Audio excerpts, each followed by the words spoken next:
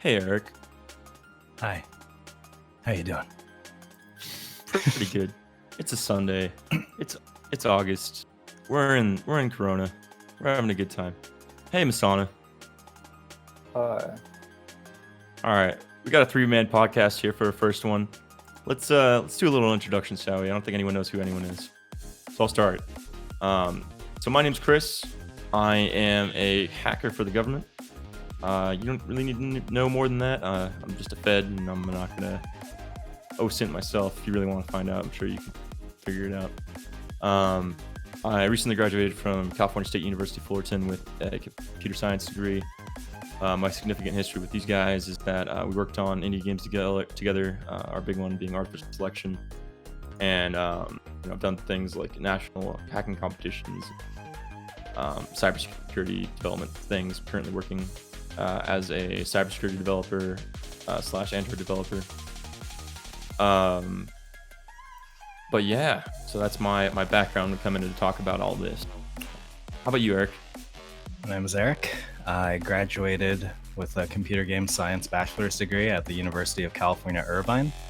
I've been trying to do my own thing, like start our own game company, but usually I just do menial tasks with landlord stuff, stocks. You can watch me stream at twitch.tv/Eric680. And obviously you're here at this YouTube channel, which we're also working with as well.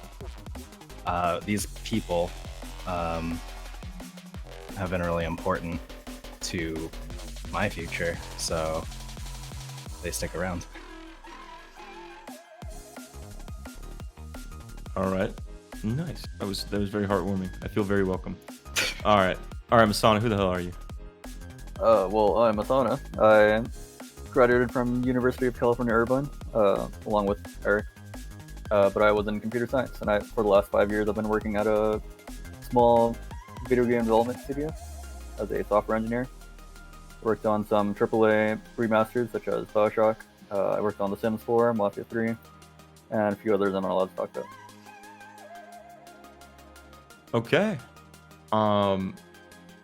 That's us. So today we're going to talk about Marvel's Avengers game. It's coming out here September 4th.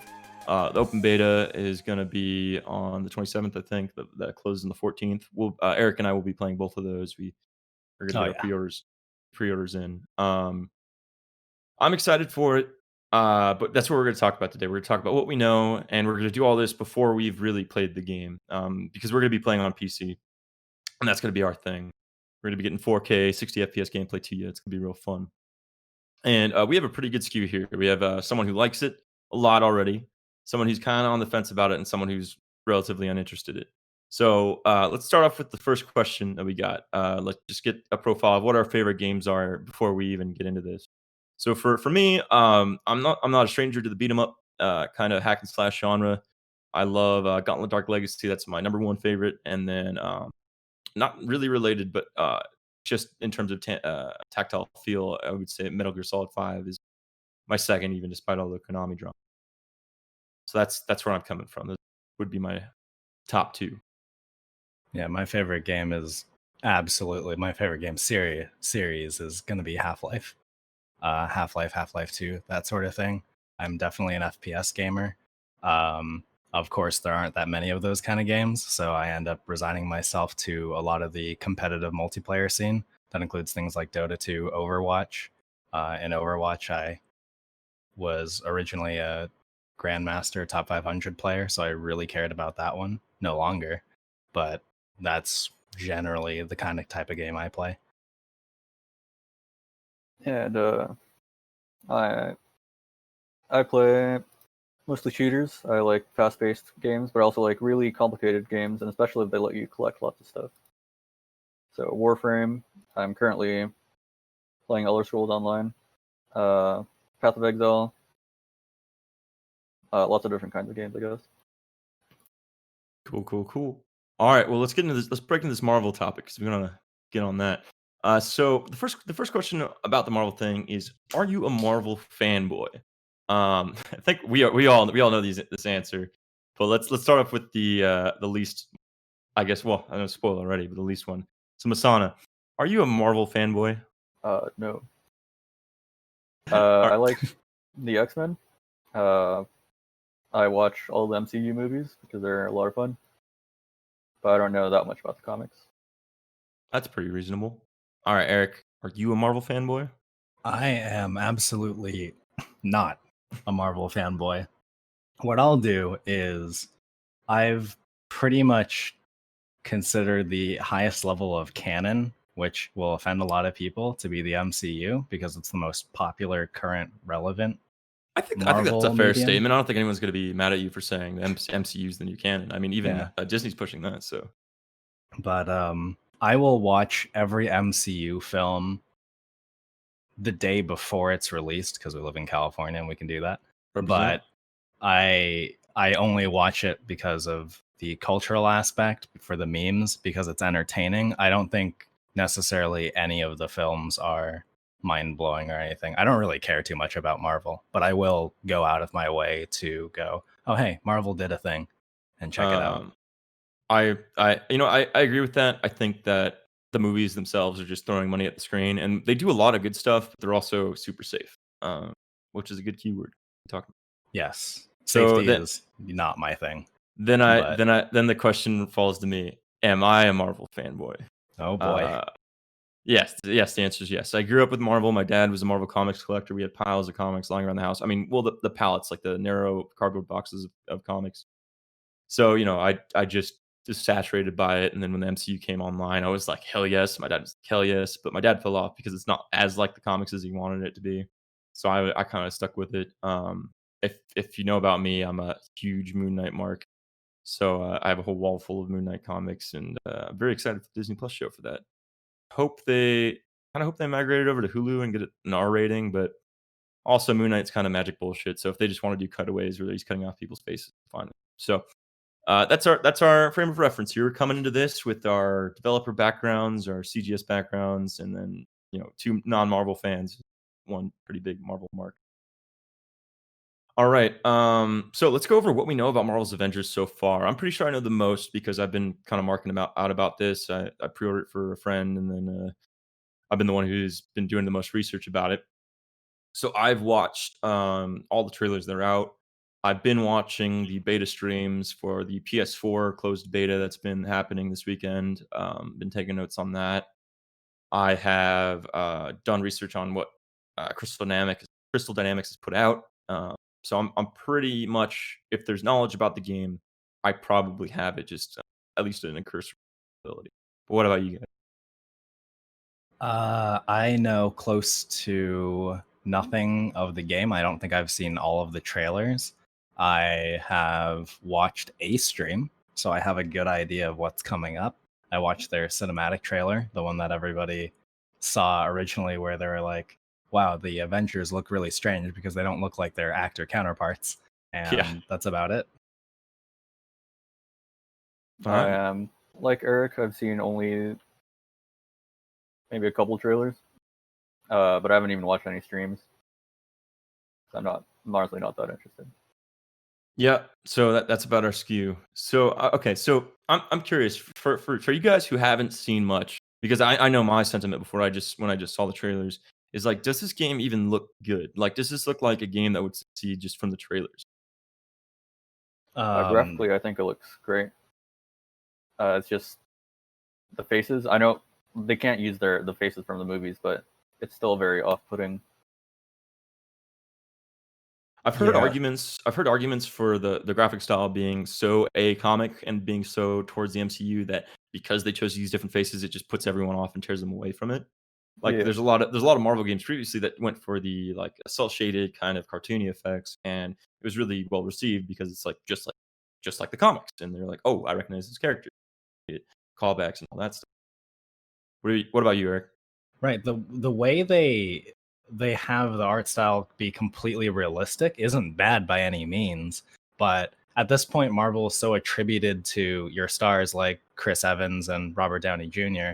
that you're kind of expecting their faces on anything that looks realistically like Iron Man. How I'm sure if you, I don't know, buy a toy or something for any Marvel character, they're going to be their real life actor counterparts. So the fact that they didn't stylize this game and have faces that aren't, the MCU faces, it's jarring, like outright. I don't think it's necessarily bad. There's no hard evidence that like this is not a good play, but I personally am off put by it, definitely. Yeah, I'll be straight. I think that this game had the worst series of trailers to represent what the game actually is of a game in recent history. Hard to agree. Yeah, it's like when I see people giving this game shit, it's like the people who generally haven't played it or seen the beta and don't know what it's about. And even like character action fans who I know would love this game if they got their hands on it are like, this game is trash. I'm never going to play it. Because the trailers that were put out made it look like an on rails, like scenario based, like you're going to control this character. He's going to have certain contextual moves, kind of like the, I guess, intro to Modern Warfare 2, but if he was just Avengers. Like, you're on rails doing whatever the game's telling you to do, and you just watch the movie and press the button. Kind of like a cinematic movie or interactive movie, rather. So yeah, I get it. If you're coming into this and you have no idea other than the trailer, it's honestly garbage. So I get it. So I know why my opinion is slightly different than both of yours.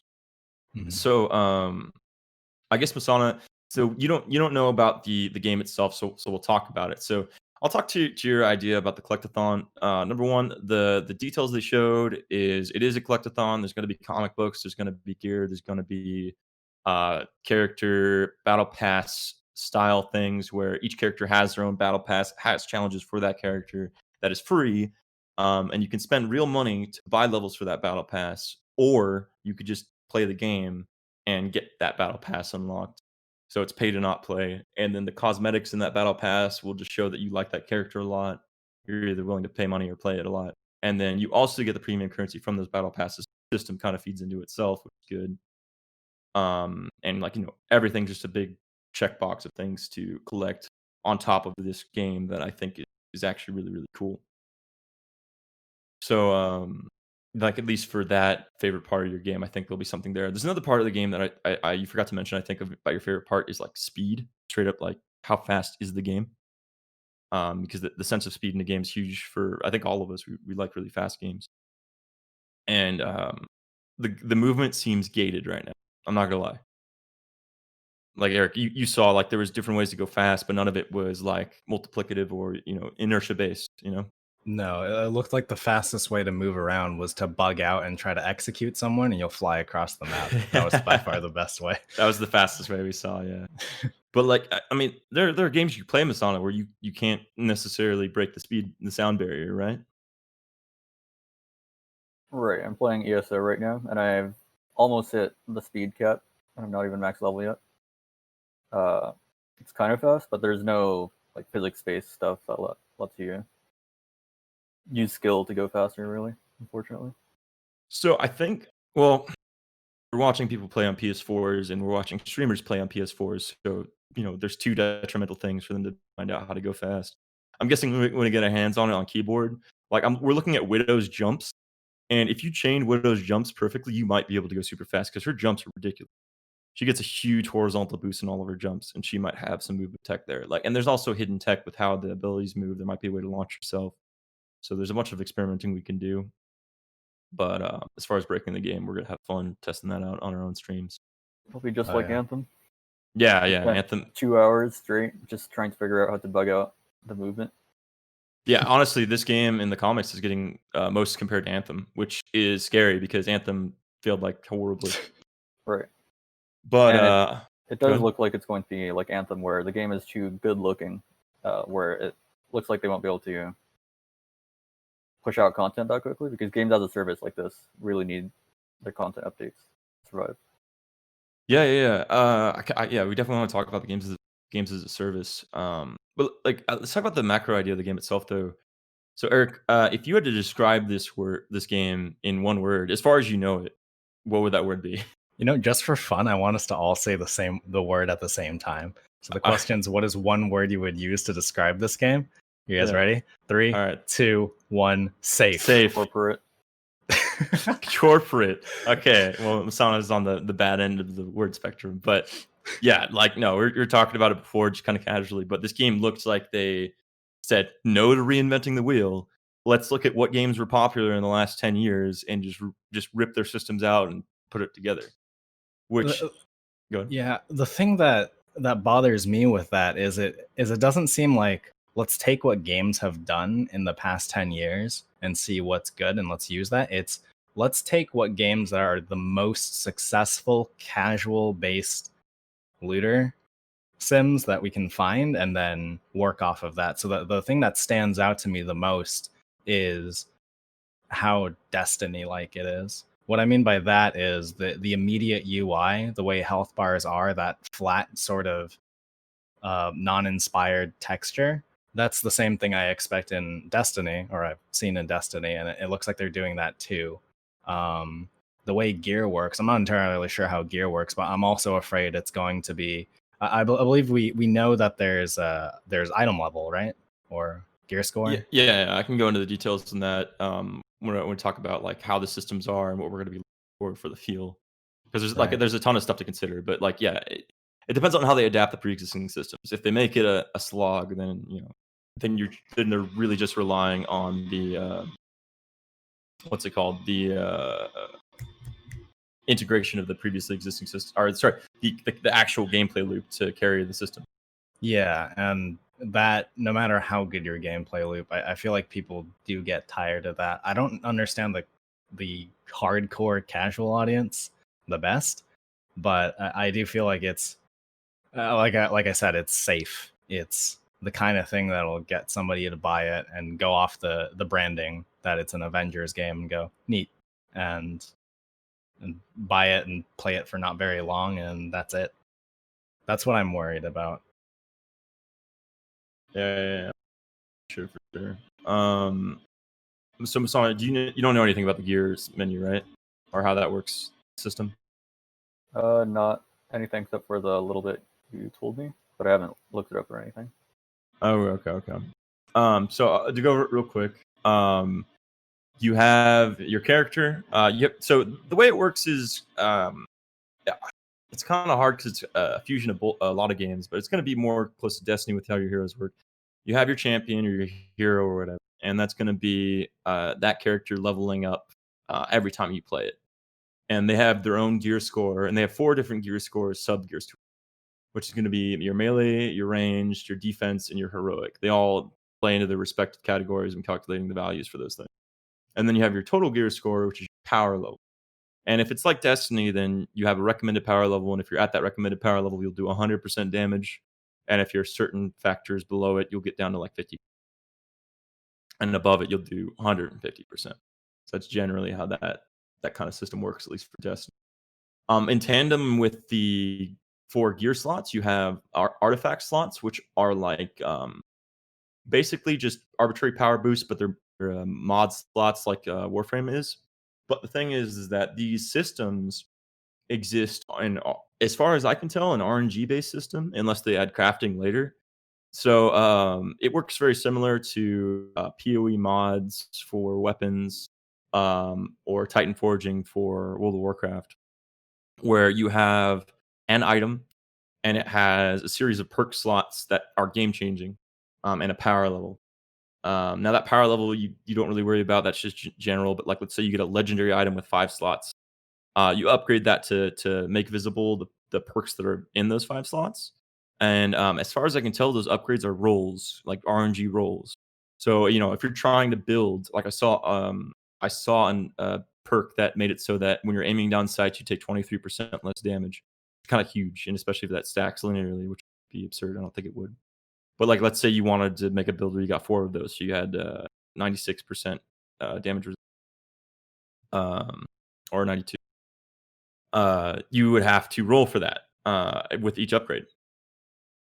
So that's how the system works right now. Depending on how they work that out, it could be the case that endgame is literally you just running the gauntlet for raids, which have been confirmed, like 2-hour raids in this game, to get items, and then that system is probably going to be analogous to Destiny. They've confirmed that there's going to be items above legendary, which are probably going to be unique, which are going to be probably function like Destiny 2 if they're taking the same model where they rotate them out of relevance every now and then, keep people playing. But I mean, what are you guys' thoughts on that kind of system? What are the pitfalls and benefits? I think it seems like we each said the same word, right? At the same time. Mm-hmm. Basically. It's safe. It's what everyone else is doing as a standard design. So it's not necessarily a bad thing. It's more what makes their system unique versus everyone else is doing that exact same system, right? Right. And do we know that yet? Well, so like I'm looking at a perk right now. It's called Nightfire. It's the chance on headshot to trigger an explosion AoE burst. So, there's stats perks and then there's functional like effects perk. And it seems very similar to Warframe's Breath, in terms of mods that exist. Now I hope there's movement This mods actually sounds exactly like Anthem system. or Anthem They also system. had Yeah. the same. They had like X happens when you do Y. When you roll, something happens, and that's like a modifier that could appear on gear randomly. Yeah. We all know No, how Anthem went. Yeah. Well, Anthem had its own pitfalls, even besides its system. But I think this game's already doing a lot stronger.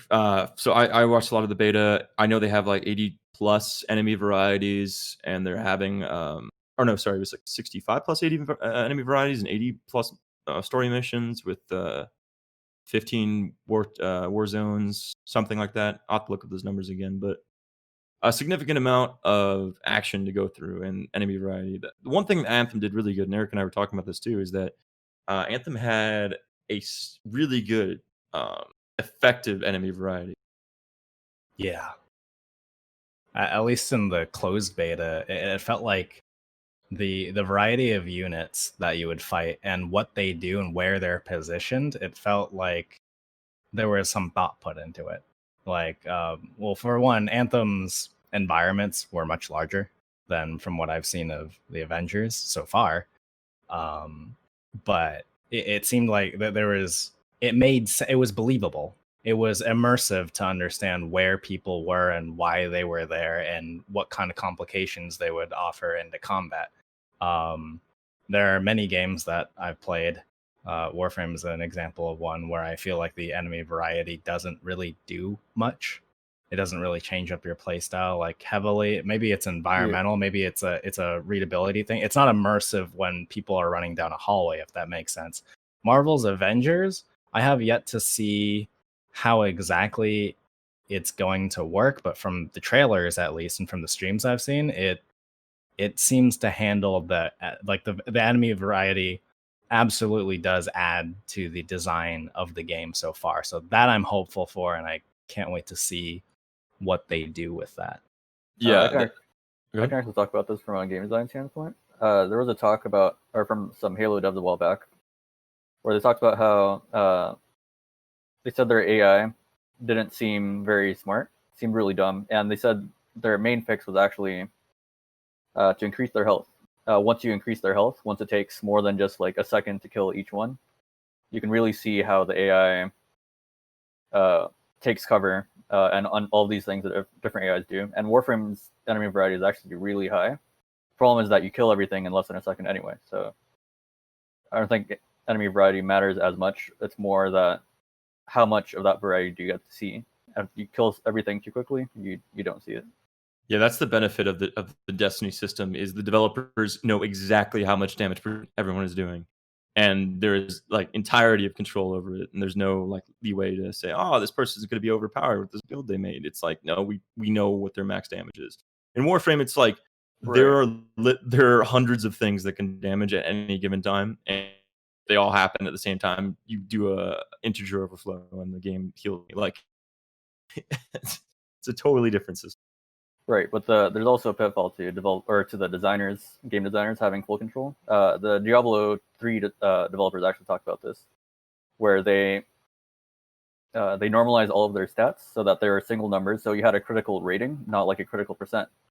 And this way, designers could fine tune everything to be exactly what they wanted. And that, of course, made a very static system. And there wasn't much build variety. There wasn't much the players could really do to try to break the game, and that ended up. That's why Diablo 3 isn't as popular with a certain crowd as Diablo 2 is, for example. Yeah, certain crowd. All right, cool. So I think that covers the items pretty much. I mean, we could talk all day about that and our favorite systems, but we'll really see how that game carries when we get to end game and what the build variety is from all of that. So, power scaling, hard, source, far out. The other thing about this game that is better than Anthem Anthem's power fantasy was you're an Iron Man and you're going around doing Iron Man thing. This game has Iron Man. This game also has the Hulk and Black Widow and Kamala Khan and Captain America and Thor, and then Hawkeye's to be added. And each character is its own power fantasy.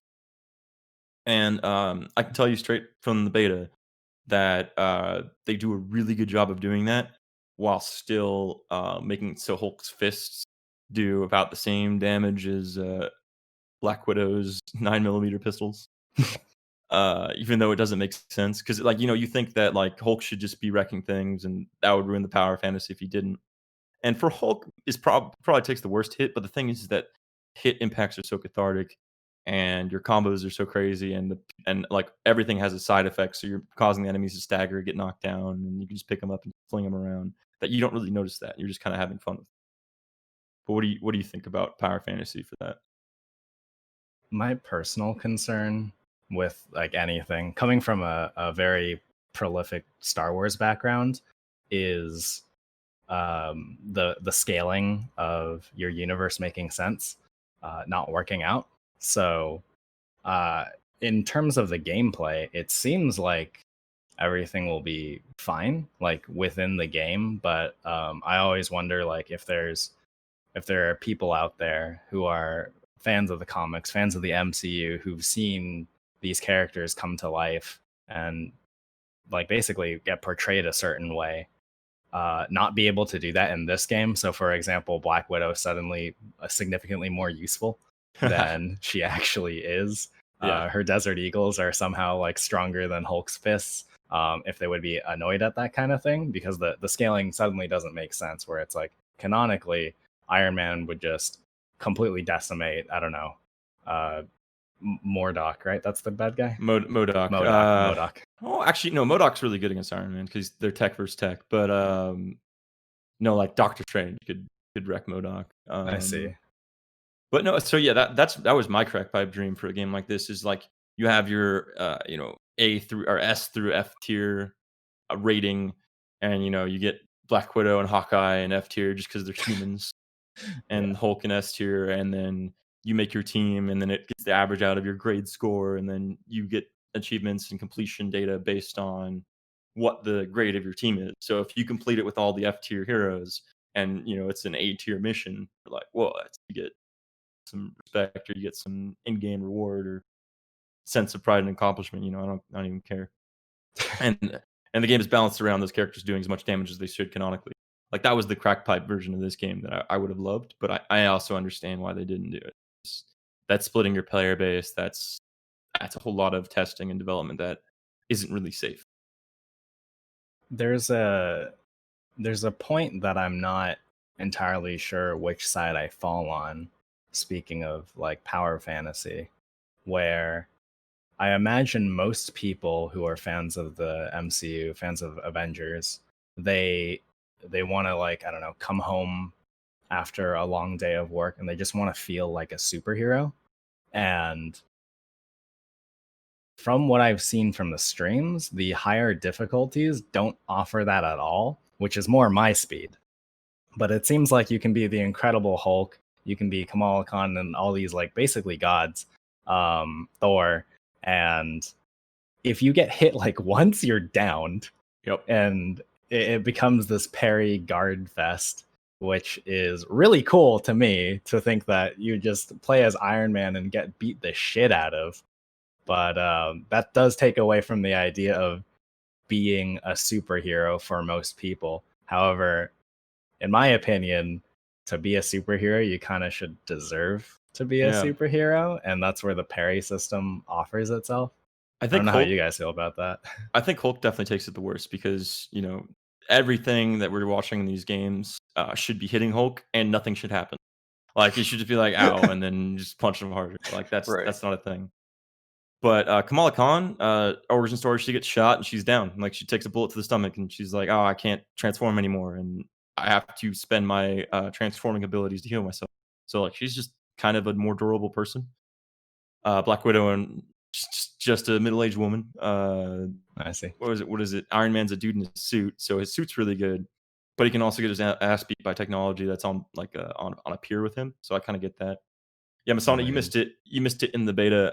We were watching a stream, Eric and I, and Iron Man gets like walked up on by the synthoid dude with like a polearm, and the dude smacks him once. Iron Man does a backflip and lands flat on his face, and then immediately gets pancaked again, like knocked up into the air and knocked back down to the ground. And it just looks like a hopeless child getting his ass beat and his candy taken from him. Like there's just Honestly, that sounds animators, like some very appealing gameplay. Yeah. The animators did a fantastic job at showing just how brutal you can get your ass beat. The first day of the beta, there were a lot of, no offense, not professed gamers out there, I guess, playing the game, and the amount of the amount of brutality they were experiencing, it was really cool to see that and think, okay, this isn't the kind of game that you play as a superhero. Is it going to be that way on release? I don't know. Is there going to be a really easy difficulty that makes you feel like the Hulk? I doubt it, given what I've seen. So but, you know what this leads that's to? Awesome. You know what this leads to, Eric? And this leads to the boss encounters that we always wanted in Warframe, which is, hey, this dude's here to beat your ass, and you got to fight for your fucking life. Like, this boss is decking you out. This boss is literally throwing you off a cliff, and you're not respawning. No, I'm farming Sargus Rock for the 16th time. Just turn white already, so I can one-shot you again. Yeah. But I'm happy Masana heard that and thought that was a good idea. Yeah. Well, yeah. The main issue I have with Warframe is that it's not difficult enough. I actually take off all of my survivability mods. That's why I play Nova with only 300 health and shields, because I want a Dark Souls with good movement kind of thing. That sounds like the best kind of game for me. Yeah. Okay. Yeah. Iron Man might be your cup of tea. We got 3 more Avengers coming next year that we don't know who they are. There was a leak about Kate Bishop, War Machine, and shoot, who was the last Kate one? Bishop? It's Hawkeye's daughter. Well, so the thing is that they were all what is it? Type clone. So like Hawkeye's daughter would probably work like Hawkeye. War Machine is just Iron Man, and then the other one, I'll tell you right now, Personas. That's cool. Yeah. So I think if those were legit, I would be really shocked if they just straight up went for a carbon copy type continuation of who's out next. Last one. It didn't matter. They're all. Oh yeah, She-Hulk. Yeah, and She-Hulk. Which I'm like, if they do big bulk She-Hulk, that's cool. But I'm guessing a deluxe skin, or maybe not even skin, but like they play the same as the other characters. So I would be surprised if it would kind of seem come off. So I hope that's not the case. I hope we get a Vision or Doctor Strange, kinds of something that shifts up the power fantasy. Yeah. Someone like Spider-Man. Someone like Spider-Man. All right, let's get some hot takes on Spider-Man. How does everyone feel about that? That has completely turned me off. I was going to actually get the game, eventually at least, but now I'm not sure. Because out of all the characters, that's probably the one I would have played, but I can't. And they'll do stuff like this in the future because they can. Like Sony can just lord over Marvel. Marvel can't do anything about it. That's what it seems like, at least. Well, the way I've been putting into reference is, video games are $1 million chips, and the MCU is literally $1 billion chips. And so, if Sony wants to fight over some $1 million coins here and there, they're going to get it almost every time because, why not? Right. That's a huge turnoff. Yeah, and like I wish I could defend it. So we found out with Crystal Dynamic recently. This is a post from them. They confirmed that it was only a short time ago that the talk between the studio and Sony was even a thing for Spider-Man. The entire roster had been made and was confirmed, and then Sony came in and made some kind of deal with them and Marvel, saying, "Hey, get Spider-Man in the game, as a PS4 exclusive, and you can do it without any problem. Now, this is weird because Sony doesn't even have the character rights for the game. They have the movie rights, but I'm guessing that the deal they have with Marvel for that MCU deal is just so like, kind of pigeonholing that they can kind of milk Marvel for whatever they want because Marvel's making their money back 10 times on the Spider-Man. So I would say I understand Sana's point of getting turned off completely, but I don't know if Crystal Dynamics had an option because they're really subservient to Marvel and whatever their decisions are. And if Marvel had the ultimate say in it, then they kind of have to do it. But I would say if you want to boycott anything, boycott Sony because they're the ones being anti-consumer by making this deal thing in the first place. Marvel could have said no, but then they potentially would have lost $1 billion. So I get it. I'm curious if it's gonna remain an exclusive because knowing Sony, they care about that initial, I guess, like 6 months, and then after that, they don't really like. PC gamers just got Horizon Zero Dawn, right? And that was never expected to come to PC, which is awesome. I mean, it was the port very good? No, but like the fact that it came at all was kind of nice. And I wonder if that's going to happen with Spider-Man, where they're just not saying that it'll be available, but it eventually will be. That's the dream. That's what everyone's looking That's for. the dream. Well, All right. ideally, people are hoping for enough pressure to not have to go through with this exclusivity at all. But knowing Sony, that's absolutely not going to happen. They make so much money off of Spider-Man, and I guarantee this is affecting at least like we would be considered like the 10% of gaming vocal minority. What does the average player think? I'm not entirely sure. Where they're okay with the exclusivity. Well, so because it's Spider-Man, and it's literally the biggest superhero in the world. Everyone had a problem with it. There's different levels of problems. It's like, it's kind of sucky that they did that in the first place. And there's people who are like woke to this about it, and they're like, it's anti-consumer. I'm never going to support that. And they want to vote with their money. And I get it. Even the PS4 people were like, yo, what's up with that? Why just us? Why not the whole game? Like, it's not like it's just the game's a PS4 exclusive. That would be a totally different story. No one would really complain or bat an eye about that. But it's like literally just you're getting a worse product by buying the PC or Xbox. What did the CEO say from Sony? Oh God, yeah. Let me bring that up. You guys talk about something. I'll find that for you. Yeah, right now I can't have a clear conscience if I buy the game because I don't want to support something like that. So I will not buy it. I see. And I find that completely understandable. Like I boycott game companies for less. Yeah. So it is bad. No one's gonna say that it's okay. good. Okay. So this is from WCCFetch.com. The article is Crystal Dynamics comments on Spider-Man's PlayStation exclusivity and Marvel's Avengers. So this is from who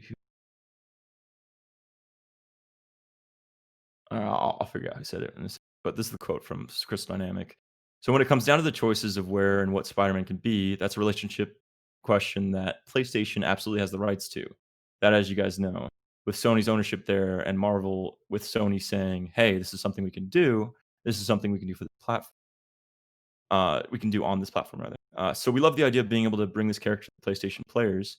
As far as everybody goes, we just announced Hawkeye less than 3 weeks ago. We have 2 characters announced within a matter of 5 days. The future is bright. People will get fixated on one thing as opposed to, oh, by the way, you're going to have hundreds of hours of content and years of storylines coming ahead of us and new worlds and regions and new heroes and more stuff we haven't announced yet. So it's basically a like, why the fuck are you complaining? Be grateful, you consumer pieces of shit. And it's so atonal. I remember what the director said. He said, oh, and by the way, if you want to play Spider-Man, you can't on PlayStation. That's so awful. Like I understand the concept of entitled gamers, absolutely. No question about that, but that's not the issue here.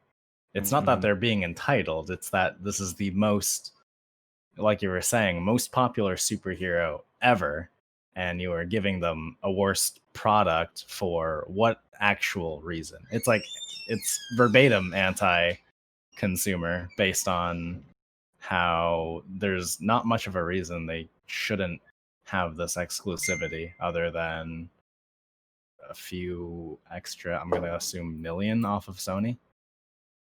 All right. Well, I think everyone's heard probably millions of hours of how the Spider-Man thing is just terrible. Um, I don't know. All right. So up next for us, we're gonna play the closed beta, and then we're gonna play the open beta with Masana, and we'll be back with this podcast again, probably about the same time or length, talking about what we liked, what we didn't like, and really get a hands-on feel. The last thing I wanted to say is I'm looking online at people's reviews of this game, and it's decently split because there's people who are over here saying, "Oh, it's a button masher. It's no depth. It's repetitive. It's grindy," and there's people who are saying, "Oh my god, this sold me on the power fantasy, and I absolutely loved it, and this is great." And I want to bring it back to the idea that we have written down here. It's like people just don't like character action.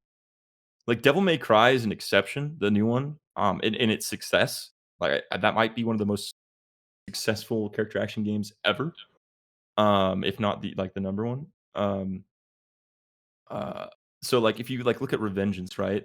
The Metal Gear fan like dumped on it initially, and like reviewers dumped on it, and then it became a meme later because it's amazing, it's hilarious.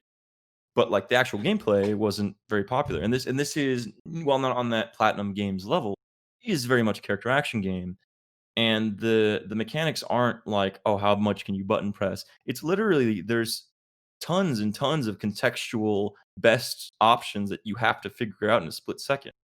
The idea is that we saw with the shielded enemies where they have a giant shield in front of them and you gotta deal with that. We saw people spamming light attacks and just hitting that over and over again, not doing what the thing told you to do, which it gave you two options, which was one, you could hold your heavy attack button and break the shield, or you could press your dodge button and hold forward and you do a vault over them where you literally put your foot in their face and you jump over them like a hero. And there's a bunch of systems in this game that are really cool that people just don't utilize because they don't know this type of game. So I'm really curious to see what us as fans of really technical, even character action games will say about it. Because we've played the Devil May Cries, we played the Revengeance, we played Warframe at a very technical level. So we'll definitely have a lot of good feedback on that. I don't know. What are you looking forward to, Eric? I'm looking forward to, well, for context, the first time, or the first time that the beta was released for PlayStation users and we could see people playing the game, it was so obvious who knew how to play the game and who didn't, because you would see like Black Widow, for example. She can keep herself in the air for like a good like 16 seconds. I'm making up a number here, but she can keep herself in the air a lot and then juggle. And it's like, okay, that's kind of her play style. She's very methodic in what she's doing. And then you see other people who are just button mashing, just light, comboing all day, and they get their ass beat. Which again takes away from the power fantasy, but I like that a lot, and I'm very curious onto how their whole talent tree system and their combo system works. And if I can figure it out to figure out like what's strong, what's useful here. I am very, very, very uninterested in the RPG mechanics of the game, the gearing up, the leveling, that sort of I thing. agree. Minus the build variety, I agree with. Yeah. All right, Masana. Sorry, you got more? No, that's good. All right, Masana, what do you like? What are you looking forward to? Well, not that I'll be getting the game, but it sounds like each character is unique, like with an actual unique playstyle, and that's what I really would like to see. Also, that means we'll probably have more opportunities to break the movement and physics. Yep. Yeah. That's actually Hopefully- 100% what that means. Yeah. Yeah. Hopefully, the characters weren't tested too much by the devs. But anyway, I also like RPG mechanics. I'm hoping they do it well, because if they do it well and the game takes off, that'll become the standard for the industry. Yeah, that's true. Yeah. All right, I think we're good. We're at 45 minutes here. It's a pretty good first podcast. Well, let's closing thoughts. I want to know what exactly everybody has as a question for what the beta, when we play it on PC, will answer. For me, it's how they do progression, how the grind is, and how they do gear. That's my big question to identify whether this game will be enjoyable for me or not. For me, it's the feel. Because again, MGS5 is my second favorite game of all time. I love it because of how that game feels, how awesome it is, how the animations play out, and give you readability on what your third person like character action game is doing. And if everything just blends super well and everything feels impactful, then I'm gonna play that game a lot. You know, a good feeling game is a sell for me. Masana? I don't know yet. I think they need frequent updates. Okay. All It's right. a game Well, as a service game. yeah, that's good. Biggest Oh, thing. that's the biggest thing. Yeah. Yeah, frequent updates. actually. How are they going to do their monetization? Because they're going to monetize it. Well, so Oh, right, that's a again, big thing too. yeah, hopefully. Well, so they said for sure, everything is going to be cosmetic, which is good. Yeah. So as long as it's just cosmetic, I honestly don't care. I would love it if they did the was it the Warframe Tennogen thing where you have community editions. That'd be fun, but I don't think they're gonna do that. Not with the Marvel IP. Yeah, there's no way they're going to have mods. No, Yeah. no, not at all. But Well, anyway, yeah. Yeah, but the problem with a games as a service game, as we three know, is that they're incentivized to make you play longer, which means more grinding time. But also they're incentivized to make it so the cash drop is there as a Shortcut. shortcut, or as a, what was the term we used? Pay to make Not things play. not painful. Pay to not play. Well, pay to make things not painful. That means they're going to have to make the game painful, like inventory limits, whatever, so that there's a reason to pay. I'm really curious because they said it was 100% cosmetic. So if they add inventory limits on top of that, then that would be kind of dishonest, I think.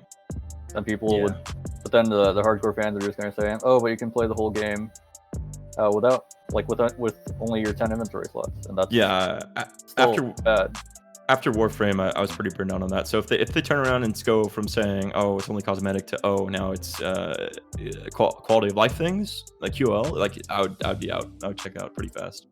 I'll probably speak against this game if they make accessibility locked behind a paywall. Yep. We already have a lot of things we have to deal with on our own, especially as PC gamers in terms of peripherals and stuff, that I don't think I would tolerate that from something like the Avengers. I don't care enough about the Avengers to warrant justifying accessibility locks. I care enough about the Avengers to buy this game for my friends so we can play it together. I don't care enough about it to support a bad game.